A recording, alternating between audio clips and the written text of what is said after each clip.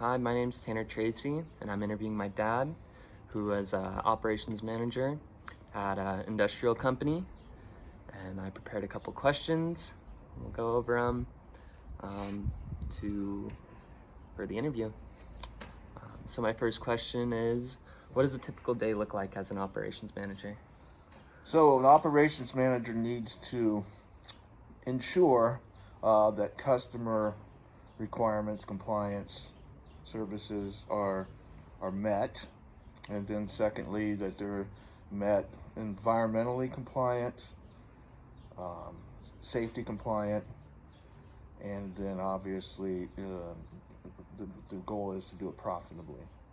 Okay. So typical day would involve ensuring all of those things happen. What would be usually like the first thing you do? How do you start off your day? Start off the day by checking my itinerary, um, making sure that I'm going to meet my scheduled appointments for the day. I'm going to meet with vendors, customers, managers, other employees. So a typical day will start out by ensuring that I'm going to meet my itinerary for the day, check my emails, make sure I check all my texts, voicemails. And is there anything you usually do to wrap up the day? End of the day? The same thing. Clean up my itinerary for the next day. Just try to close out the day by making sure that I've got all my tasks ready for the next day, that I've concluded the things that I've needed to conclude for that day. Just keep making sure that we're hitting schedules. All right. Do you think that it is more beneficial for someone to get an education through working in the field, or do you think it's more beneficial for them to go to school and hop right into that manager So that's position? a tricky one. They're both very important. They both serve their purposes.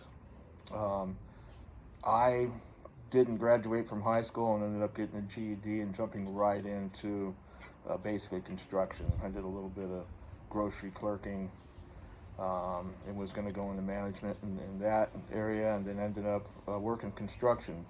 So I worked construction for over 30 years, and at one point I just determined that it was important for me to take specific classes to help engineering, CAD classes, SolidWorks, Excel. So there are very specific things that you need an education on. I think the education part teaches you how to be organized and gives you the skills and teaches you how to use the tools in order to be organized and to manage. And then the other part of it is the experience of actually getting into what you are doing specifically. It has to be hands-on. Okay.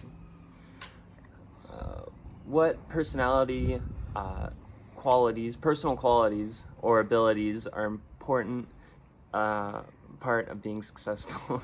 Well, so yeah, no, and I get what you're saying, and so there is, and I used to have a list that I kept, and there are some very important things. So integrity, loyalty, honesty, reliability. Those are all very important personal traits. And each one of those is actually, you can go real deep into each one, and there's a lot to those specific traits. Work ethic, you need to be, a hard worker, you need to be dedicated, and you want to be passionate about what you're doing, and you want to be able to make decisions, and sometimes make decisions understanding that you may not be making the best decision.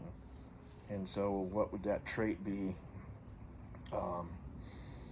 I think it encaptures or encapsulates in all of those traits I mentioned. Let's see. What is next? What's the most satisfying part of your job? Completing projects on time, on budget, and being safety and environmentally compliant. I mean, that is satisfying. Knowing at the end of the day that you're actually doing a service for other people and then understanding that you're gainfully helping to employ individuals so that they can be successful as well. It seems like that turns right over into what's most challenging, and I'm sure that's, Yeah, all those keeping things are safety challenging. There's so many factors that you can't put into necessarily into a plan or a schedule. Things are going to happen in the field, or we take COVID for instance. I mean, nobody really saw that coming, so that presented a whole bunch of challenges. But even aside from that, there's always going to be this factors that you never thought of, or unknowns that are going to happen that are going to take you off course. And so the challenge is to make sure that you can get yourself back on course while keeping everybody safe.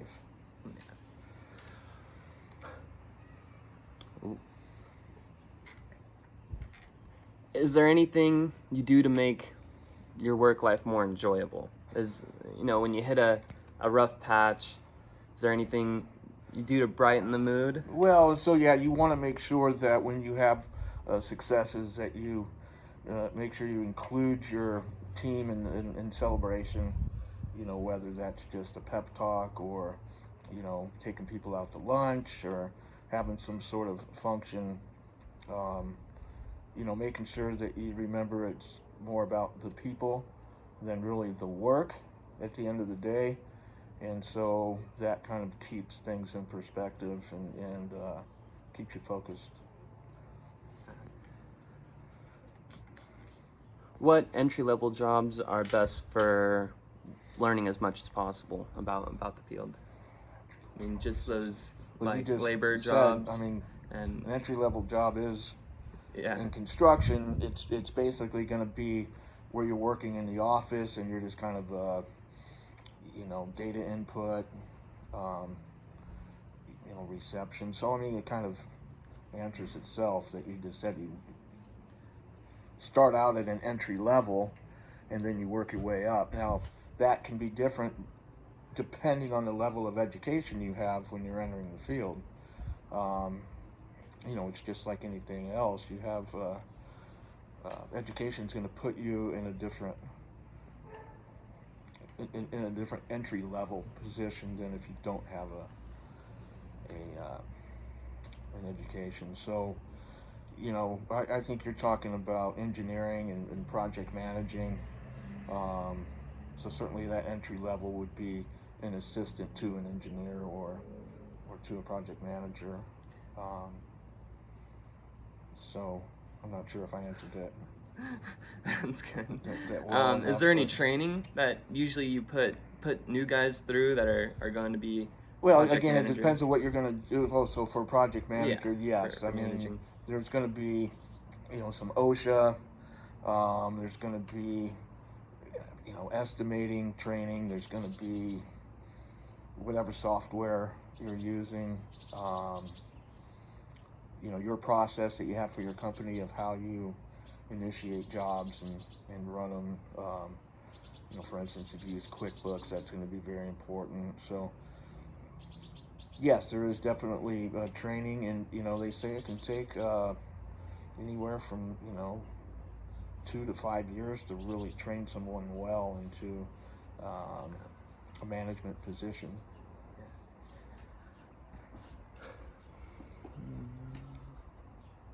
What opportunities for advancement are in this field? I know operations manager is a pretty one of highest position. Well, yeah, I mean, so there's different. It depends on how big your company is. Company I worked for was right around 50 employees, and so you have accounting, you have operations, you have office management, you have HR. So you have different areas. One of the things I did like about the company I worked for.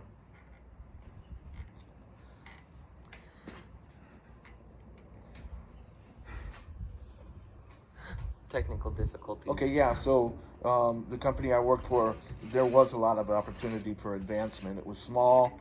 The owner was involved in daily operations as well.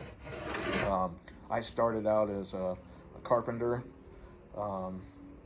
15 years ago with this company, and then ended up doing his operations for him, in addition to a lot of other things. So I think it was, if someone has the drive and the desire to learn and to try different things and be a bit dynamic, there should always be opportunities for growth.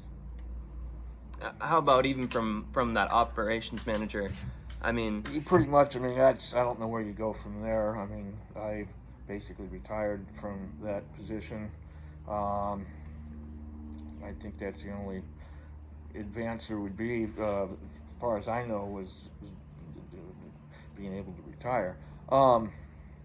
Yeah, Yeah. that's pretty much it, at least in a company my size. yeah. At a bigger company, even, I mean, would being at a smaller company, would an advancement be, moving to that Well, bigger company and then? Yes, and that could be the possibility if you could get into something bigger. But usually, those guys that are in these larger firms, they've been there their whole life or for a long time. They don't usually bring somebody from the outside and stick them into a high-level position like, vice president or, but there is a potential for that. What advice would you give to a person entering this field? Get a good education and try to be specific about, I think it's difficult when young people are taking courses and learning, they really don't know how they're going to use what they're learning in the field. And so if you can learn what the field requirements are, or the position you're wanting to enter as a career, what the requirements are, like, AutoCAD, or estimating, math skills, or being able to write reports well. So English is important, and, vocabulary and all that stuff. Being savvy with all the software, equipment, organizational skills. If you really can make it where it's tangible and say, hey, and that's where when I went back to school, I was in my 40s, I knew why I was taking the classes. So I did very well in them, and I really took out as much as I could from them, understanding how I was going to implement the skills right into my job. And so my advice would be to get a good education and try to be as specific to what you're doing. I mean, a doctor's going to do medical and a lawyer's going to do law, right? It's very specific. So try to understand what it is that you want to do, and then take the classes and courses that are going to affect your success the most. Is there anybody that you looked up to and that gave you advice? And what was some of the best stuff, or some of the stuff that stuck with you? So I do know it was always individuals that had good work ethic, that worked hard, that were honest, that were, somebody that you trusted, trustworthiness. I always admired those, and there was several individuals that had those traits that I tried to emulate, and specifically, I'm not necessarily going to name any names, but there was several individuals that I looked up to because they had traits that I respected and I knew, kind of separated them from other people, and gave them the tools to be successful. Is there anything that stuck with you that they told you, and advice that you really took? There's a lot of there's a lot of those things, all the way from being very, very young, even to recently. You're always hearing things that you can kind of take to heart and utilize them in the way you behave every day. Anything specific? Just hard work, and one of the things would be, I guess, one individual told me, if you don't know what to do, just tell the truth. And that kind of being genuine, and giving the others the opportunity to see that you're trustworthy and that you're willing to work out things I think is real important. Like when you get into a bad situation, and like, you know, some people will try to cover it up, or it ends up getting worse. So I think one of the best things is always just tell the truth. Is there a demand for people in this occupation? There is always demand, you know, and then even like you said, with COVID happening, it's been challenging, and a lot of people, you know, have chosen not to work, so it's made it difficult to fill positions. So yeah, there's a good demand, especially in an economy like San Diego with the Navy and shipbuilding and things like that. Industrial construction is you know, aerospace is a important service that needs to be provided. So with that, do you think the field's going to be changing in the future? Do you think the work's going to shift in a different direction? Will things be less physically laboring? And so I don't know about, you know, automation. Automation only takes you so far, but there is some of that. But you're always going to need individuals that are able to ensure that that services are carried out in an environmental and safety compliant way, profitably. There's always going to have to be individuals that do that. How it's going to change is, you know, and it's been an evolution already with the digital age and computers and, you know, social media. Those things really impact, you know, your networking looks a little bit different. The way that you might get work might be a little bit different, just because it's going to be more digital. And it's going to be a more efficient. You think it's going to get more efficient as time goes on, and, you know, keep the same amount of people, and it's going to have the same amount of people, the same demand, or do you think the demand's going to go? I don't think the demand's going to go away. I mean, they've, you know, for the industries that we've worked in, the facilities we've worked in, the automation only goes so far again. And even with automation, now you have other positions that open up because of the automation. So, you know, if anything, things may go towards being a little more technical.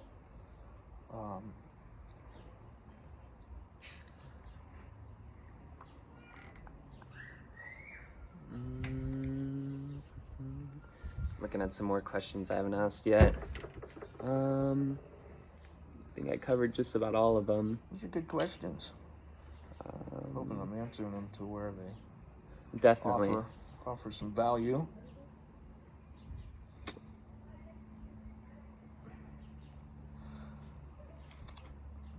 So did you hit the last few questions that you have there on your list? I do. I can wrap it up there. I think 18 minutes is good.